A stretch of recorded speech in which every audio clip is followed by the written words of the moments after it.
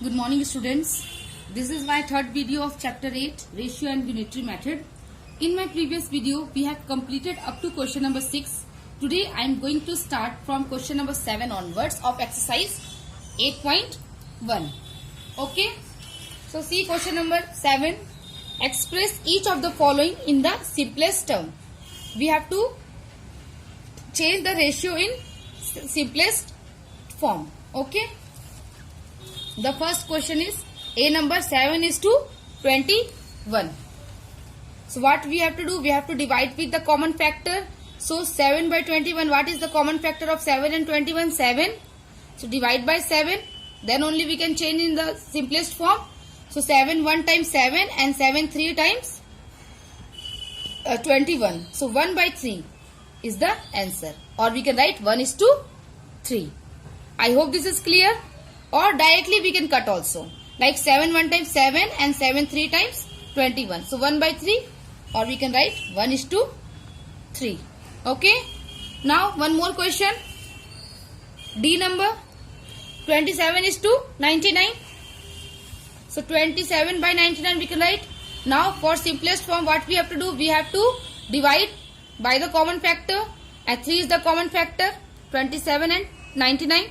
So divided by 3. 3 9 times 27. Here I written 9. And 3 33 times 99. So here I written 33. Again these both numbers are divisible by 3. So 3 3 times 9 and 3 11 times 33. So 3 by 13. Or we can write 3 is to 11 is the answer. Okay. Now one more question. K number 175 is to 300. Okay.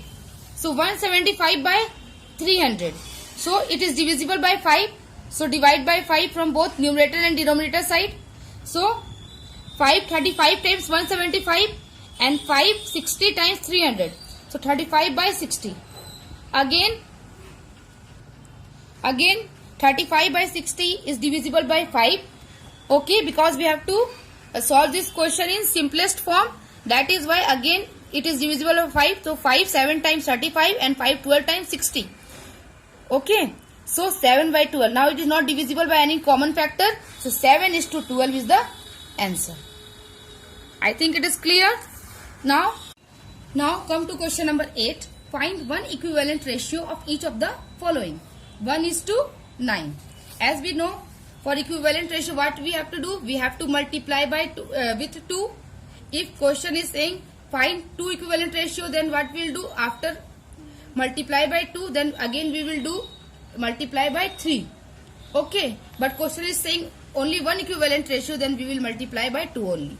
So 1 into 2 and 9 into 2. 1 into 2 equals to 2 and 9 into 2 equals to 18. So 2 is to 18 is the answer.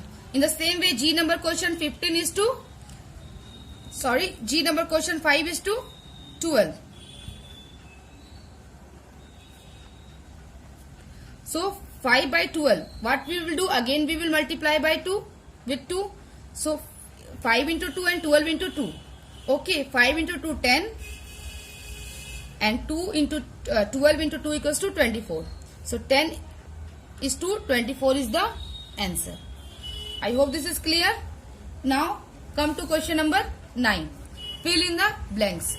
5 is to 3 is given and 15 is to, we don't know what is here. We have to find it.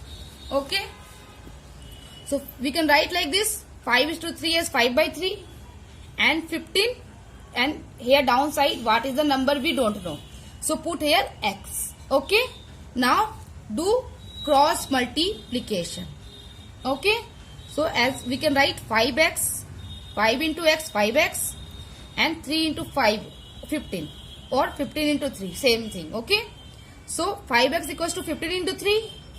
So x equals to 15 into 3 by 5. As multiply sign change into division when it changes place. Okay. When it changes place, multiply sign changes into division. Now 5 3 times 15. So 3 into 3 equals to 9. So value of x equals to 9. So here 9. Okay.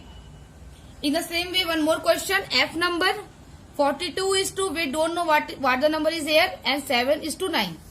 Again we can write 42 by x, we don't know, then we will put here x by 7 is to 9. Again do the cross multiplication. We can write x into 7 or 7 into x is equal to 7x into 42 into 9.